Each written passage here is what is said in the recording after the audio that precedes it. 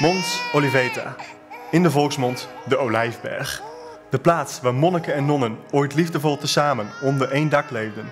Het raakt langzaam in verval, nadat de ene laatste non gestorven is.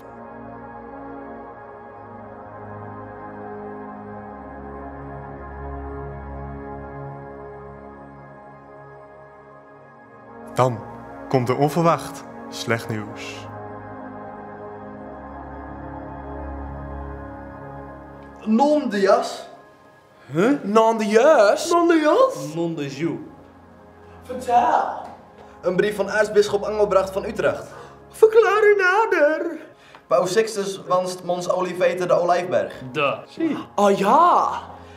Zijn heiligheid wanst het klooster te Veenklooster hier te sluiten. Wat? Wat? Wegens onderbezatting aan kosten van onderhoud. Paus Sixtus IV maakt van zijn geld zijn afgod. En wij bijten op het strootje. En hoe zit het met de kinderen? En moeder Overste? Ze bedenken een plan.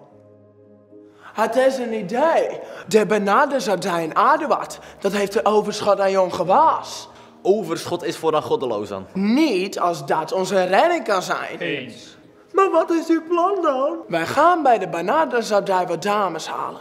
5, 6, 7, nou misschien wel 8. Maar net wat ze kunnen missen.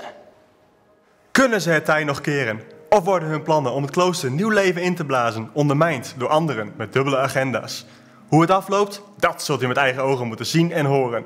Deze verrassende muzikale voorstelling vol humor mag u niet missen.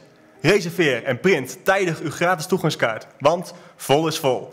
www.maskeradetheater.nl. Tot snel!